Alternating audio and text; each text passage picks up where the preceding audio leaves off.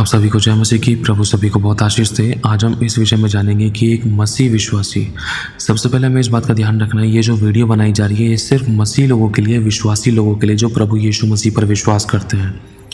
तो जो कोई भी मसीह विश्वासी है तो वो इस बात को हमेशा याद रखे कि जैसे जैसे आप प्रभु में बढ़ते हो, विश्वास करते हो प्रभु में, जब आप प्रभु में विश्वास करने लगते हो तो हमें किसी प्रकार के तीजों त्यौहार में और किसी प्रकार के तंत्र मंत्र विद्या जादू टोने में या किसी प्रकार के ऐसे जो कोई भी ओकेशंस होते हैं जो संसारिक रीति रिवाजों से तौर पर होते हैं, तो उन पे हमें हाथ नहीं मिलाना है। ध्यान रखना, प्रभु ने कहा तेरे मन के नया हो जाने से तेरा चाल चलन भी बदलता जाए।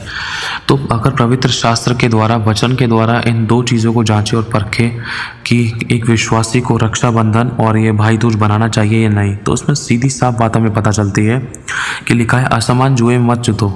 मतलब जो भी हम जब हमने विश्वास किया, हमारे मन के नया हो जाने से हमारा चाल चलन भी बदलता जाए, संसार का सदृश्य ना बनो। प्रभु साफ कहता है और ये भी कहता है कि असमान जुए में मत जुतो। क्यों कह रहा है? प्रभु का एक कारण है, क्योंकि जब एक व्यक्ति दो नाव में पैर रखता है तो वो 100% डूबता है, ना तो वो एक तरफ जा पाता है ना वो दूसरी तरफ जा पाता है।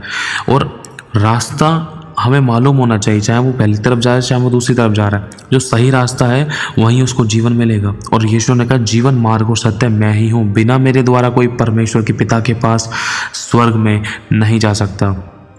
इसलिए प्रभु कहता है कि आज तुम चुन लो कि तुम किसकी सेवा करोगे। ये डिसीजन मेकिंग का टाइम होता है, ये चुनाव करने का समय होता है कि हम किसी मनुष्य को खुश करने वाले बने हैं या फिर हम प्रभु को खुश करने वाले बने हैं। अब यहाँ पर एक परिस्थिति आती है कि हम भाई दूज बनाएं या ना बनाएं, या फिर हम राखी बांधें या ना बांधें। देखो, ये रक्षाबंधन, ये भाई दूज के विषय में बाद में बताया जाएगा, लेकिन पहले हमें इस बात को जानना है कि देखो हमारी रक्षा सुरक्षा करने वाला कौन है? सिर्फ यीशु है, परमेश्वर है। हर एक विपत्ति से बचाने वाला कौन है? परमेश्वर है। महामारी मारोगों से बचाने वाला कौन है? परमेश्वर है। मृत्यु के फंदे से बचाने वाला कौन है? परमेश्वर है। पापों को क्षमा करने वाला कौन है? परमेश्वर है। दया करने वाला, अनुग्रह करने वाला, क्षमा करने वाला, उद्धार करने वाला, नरक से बचाने वाला, अनंत काल का जीवन देने वाला, जिसने अपनी जान तलक हमारे लिए दे दी, इतना प्यार किया, वो कौन है? वो सिर्फ यीशु है। यीशु ही हमारी सच्ची रक्षा है, सुरक्षा है। क्योंकि लिखा है भजन में, दाऊद ने भी कहा है कि तू मेरा दृढ़ गढ़ है और मैं तुझ में भाग कर छुप जाऊंगा और मैं तुझ में शरण पाऊंगा और मैं तेरे रक्षा सुरक्षा के द्वारा बचूंगा। तू मेरी रक्षा करेगा। क्योंकि लिखा है संकट के समय मैंने परमेश्वर को पुकारा और उसने मेरी सुन ली, उसने मुझे पूरी रीति से निर्भय किया और हियाव बनाया। तो मतलब ये पवित्र शास्त्र के वचन हमें बताते हैं कि हमारी रक्षा सुरक्षा कोई धागा, कोई तीजो त्योहार नहीं है, कोई मनुष्य की संसारिक ऐसे काम नहीं है। सिर्फ हमारी रक्षा सुरक्षा, हमारा उद्धार, हमारा छुटकारा सिर्फ यहोवा ही से है, सिर्फ परमेश्वर यीशु मसीह ही से है। और यही बात परमेश्वर हमें बताना चाहता है कि संसार का सदृश्य ना बनो। तुम्हारे मन के नया हो जाने से तुम्हारा चाल चलन भी बदलता जाए। जो संसार से प्रेम करते हैं वो परमेश्वर को अपना बैरी बनाता है। संसार से प्रेम करने का मतलब संसार के इन तीजों त्योहारों या रीति रिवाजों से प्रेम करना और इनको अपनाना या इनके हाथों में, इनके कामों में हाथ मिलाना या ऐसे कामों में लिप्त हो जाना। प्रभु को जानने के बाद भी एक विश्वासी अगर ऐसे काम करता है तो कहीं ना कहीं वो बहुत बड़े नुकसान वाली बातें हैं। क्योंकि अगर हम देखें इसको आत्मिक रूप से देखें कि ये धागे वागे क्या दर्शाते हैं, अगर इसको आत्मिक रूप से देखें तो ये बंधनों को दर्शाता है। बंधन क्या होता है? देखो, जब मैं प्रभु में नहीं था तो मैंने बहुत राखियाँ बंधवाई हैं और मेरी 4 बहनें रही हैं और मैंने बहुत राखियाँ बंधवाई हैं, लेकिन मेरी ज़िंदगी में कोई बदलाव नहीं था। और आज जब मेरी बहनें मेरे लिए प्रार्थना करती हैं, राखी नहीं बांधती हैं, आज वो उस दिन मेरे लिए प्रार्थना करती है, परंतु 2400 दिन मेरे लिए प्रार्थना कर, 2400 घंटे मतलब 365 दिन वो हम, मेरे माता पिता, मेरी बहनें, वो दुआएं बंदगी करने वाली बहनें हैं। लेकिन पहले ऐसा नहीं था। पहले ना तो मैं खुद अपनी बहनों की रक्षा कर पाता था, ना ही मेरी खुद की रक्षा होती थी। रक्षा करने वाला क्योंकि स्वयं परमेश्वर, एक मनुष्य की रक्षा नहीं कर सकता। एक टाइम पे डॉक्टर भी हाथ खड़े कर देता तो वो भी यही कहता है कि आप तो दुआ प्रार्थना करो, हमारे बस की कुछ नहीं। डॉक्टर तो पहले ही लिखवा लेता, भाई यहाँ पर साइन करो, हम सिर्फ कोशिश करेंगे, बचाने वाला ऊपर वाला है ना। तो बहुत सारी चीज़ें हैं, अच्छे से अच्छे इंसान हार मान जाते हैं बहुत सारे एक्सपेरिमेंट में, बहुत सी चीज़ों में। इसलिए मेरे कहने का मतलब अगर आप समझो तो ये आत्मिक रूप में है, क्योंकि मैंने बहुत सारे चीज़ों के अनुभव लिए हैं, दूसरों की ज़िंदगियों से सीखा है, दूसरों को गिरते हुए देखा है, दूसरों के गिरने से सीखा है। इसलिए मैं आपको बताना चाहता हूँ ये सब प्रकार के ये जो तीजों त्यौहार होते हैं, जो मसीह लोग अगर इन चीज़ों में इन्वॉल्व होते हैं तो कहीं ना कहीं अपने नुकसान का कारण बनते हैं और वो कहीं ना कहीं शैतान को अवसर देते हैं और शैतान उनकी ज़िंदगी में अटैक करता है और दुष्ट आत्मा बीमारी बीमारी, कमी, घटी, परेशानी, लड़ाई दंगा, मौत, एक्सीडेंट, बीमारियां, गड़बड़ियाँ, रोग या विरोध की बातें या कड़वाहट या जलन या ईर्ष्या या नामाफी की बातें, घर परिवार का टूटना बिखरना, ये सारे शैतान के काम होते हैं। लेकिन प्रभु हमें इन चीज़ों से बचाना चाहता है। इसलिए मेरे भाई और बहनों, प्रभु के वचन में लिखा है कि जो जीवित परमेश्वर की उपासना करता है तो गारंटी परमेश्वर की है, वो हमारी रक्षा सुरक्षा करेगा। लेकिन उसकी हमें मानना ज़रूरी है। ये नहीं कि हाँ भाई यीशु परमेश्वर है, ठीक है, इतना नहीं, इतना काफ़ी नहीं है। कामों के द्वारा प्रकट करना है कि हम यीशु पर विश्वास करते हैं। काम क्या है? पवित्र काम होने चाहिए। प्रभु ने कहा है कि संसार से प्रेम नहीं करना, संसार के कामों में लिप्त नहीं होना, संसार का सदृश्य नहीं बनना, संसार के विलासों में नहीं लिप्तना और ना ही संसार की रीति रिवाजों में हाथ लगाना। तो नहीं करना तो नहीं करना। जब प्रभु ने मना कर दिया है तो मना कर दिया। अगर हम जानने के बाद भी करते हैं तो इसका मतलब हम प्यार नहीं करते हैं और हम यीशु मसीह पर विश्वास नहीं करते हैं, क्योंकि हमारे कर्म ऐसे बताते हैं। इसीलिए मेरे भाई और बहनों, जब मैं प्रभु में नहीं था, मेरी ज़िंदगी में बहुत सारी प्रॉब्लम्स थी, बहुत सारी तकलीफें थी, हमारी ज़िंदगी हालात परिस्थितियाँ सब बिगड़े हुए थे। अच्छे से अच्छी, बेस्ट से बेस्ट राखी बांधी जाती थी, बेस्ट से बेस्ट पूजा पाठ की जाती थी, चार चार बहनें मेरे राखियाँ बांधती थी, लेकिन मेरी ज़िंदगी में कोई बदलाव नहीं था। दर दर की ठोकरें खाता था, बीमारी परेशानियाँ थी, समस्याओं में था, घटियों में था, मेरे को मेरा मेहनताना नहीं मिलता था। ज़िंदगी में कोई बदलाव नहीं था, कोई भी बदलाव नहीं था। कोई ऐसा त्यौहार नहीं था जिस त्यौहार पर हमारे घर में लड़ाई दंगा या कलेश या कुड़कुड़ाने या बुड़बुड़ाने की बातें ना हो। लेकिन जब से प्रभु में आए ना, परमेश्वर ने हमारी ज़िंदगी को बहुत अद्भुत तरीके से बदल दिया है। मैं अपनी ज़िंदगी का अनुभव बता रहा हूँ आपको। अगर खुलकर बताऊँ तो बहुत ज़्यादा समय लग सकता है, इसलिए मैं आपको शॉर्ट में बताना चाहता हूँ कि आज पहले वो टाइम था कि जब मेरे राखियाँ बांधी जाती थी, लेकिन ज़िंदगी बहुत बेकार थी और बर्बाद थी, और मेरी बहनें भी खुद आंसुओं में जीती थी, क्योंकि वो अपने घर परिवार में बहुत सी चीज़ें होती हैं ना, सास बहू, फैमिली, परिवार, घराने को लेकर धोरणी जुटानी, बहुत सारे पारिवारिक मैटर होते हैं। तो उन चीज़ों में कहीं ना कहीं कड़वाहट, कुड़कुड़ाहट, विरोध या जलन की बातें, विरोध की बातें, ईर्ष्या की बातें कहीं ना कहीं उत्पन्न होती थी, क्योंकि हर एक व्यक्ति चाहता है कि ये भाई सामने वाले व्यक्ति मेरे अनुसार चले, है ना। लेकिन जब प्रभु में आए तो परमेश्वर ने हमारी परिस्थिति को, हालातों को बदल दिया। और पर आज मैं जब अपनी बहनों के लिए प्रार्थना करता हूँ, परमेश्वर मेरी बहनों की ज़िंदगी में चमत्कार करता है, मेरी बहनों की ज़िंदगी में काम करता है। और जब मेरी बहनें मेरे लिए प्रार्थना करती है तो परमेश्वर मेरी ज़िंदगी में काम करता है। सिर्फ प्रार्थना के द्वारा काम होता है। जब राखी या कोई तीजो त्यौहार होता है, ज़रूरी नहीं है कि हम उसी दिन रक्षाबंधन के द्वारा इन चीज़ों को प्रकट करें। प्रभु कहता है कि तुम प्रार्थना करो, संगति करो, मेरी महिमा के लिए मिलो। जो जो तुम मेरे दिन को नज़दीक आता हुआ देखो, त्यो तुम मेरे लिए इकट्ठा होना मत छोड़ो, और ज़्यादा इकट्ठा हुआ करो। अब मेरी बहनें जब मेरे लिए प्रार्थना करती हैं, उपवास करती हैं, और हमारे परिवार के लिए, हमारी फैमिली के लिए जब हम आपस में एक दूसरे के लिए उपवास रखते हैं, प्रार्थना करते हैं, तो ये कितना भला है।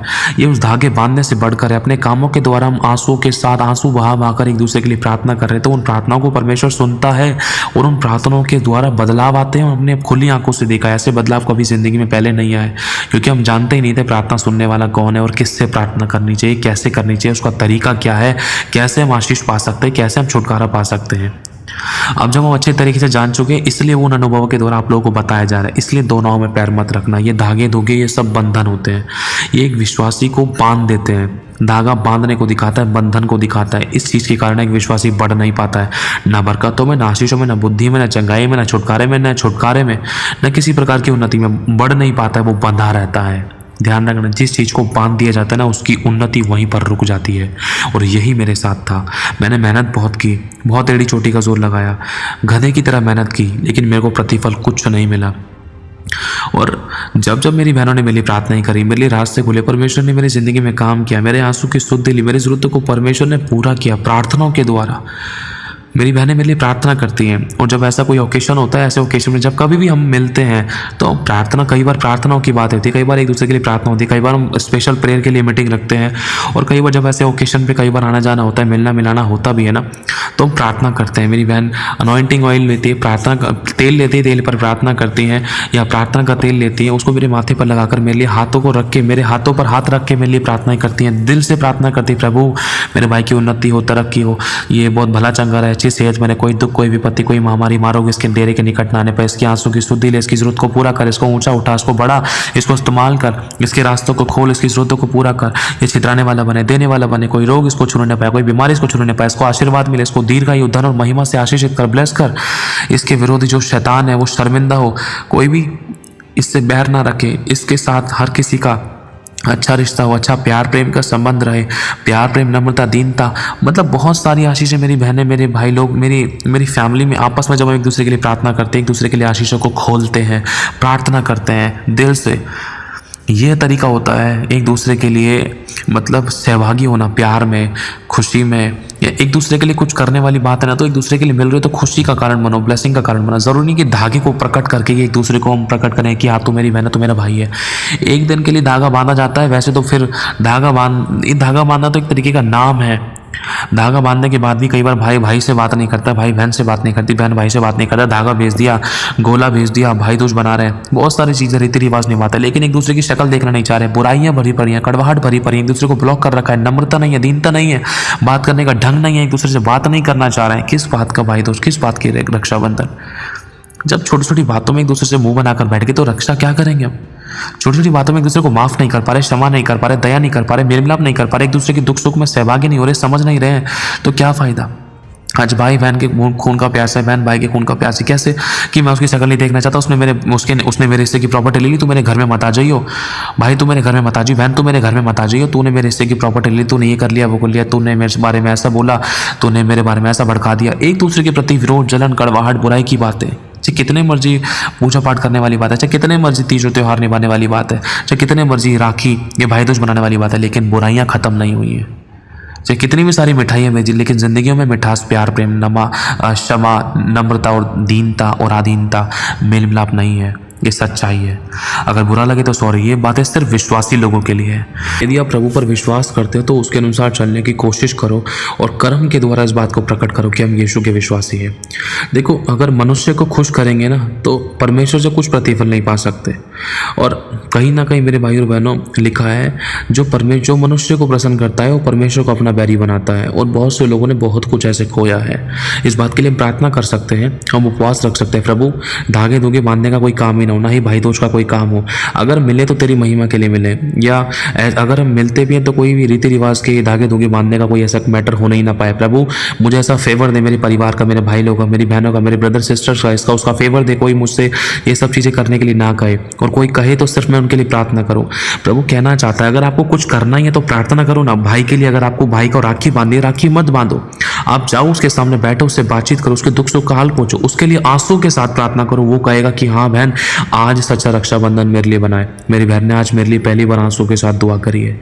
भाई दोस्त बनाना है तो भाई बहन के लिए, बहन भाई के लिए, एक दूसरे के लिए आंसू के साथ प्रार्थना करे। माँ बाप भी खुश होंगे, वाह बेटी इतने अच्छे अच्छे शब्द तूने प्रार्थना में बोले। अपने भाई को इतनी आत्मा से भरकर, दिल से उसको आशीष दो, बरकत दो, उसके लिए बरकतों को खोलो, उसकी शांति को, छुटकारा को खोलो, उसकी जिंदगी में भविष्यवाणियों को खोलो कि उसकी आंखों में से हर एक दुख का आंसू पोंछ दिया जाए, उसकी बीमारियां खत्म हो जाए, तकलीफें खत्म हो जाए, उसकी जरूरतें पूरी हो। कभी मेरे भाई दुख को न देखे, घटी को न देखे, परेशानी को न देखे, अकेलापन ना रहे, कभी किसी प्रकार की समस्या ना, कोई टेंशन ना, कोई चिंता ना, कोई परेशानी ना हो। मेरे भाई दूसरों को देने वाला बने, चितराने वाला बने। दिल से आंसू के साथ आप प्रार्थना करोगे ना, तब आपका भाई भी और आपके फैमिली वाले, जो कोई भी देख रहा होगा ना, उनकी आंखों में सच में खुशी के आंसू आएंगे। सच में भाई दोस्त से धागे धोगे बांधने से बढ़कर तो ये है, ये शब्द बोल रही है, जो दुआ कर रही है, ये जो प्रार्थना कर रही है, मेरी बेटी है, ये बहन, ये इतना भला है।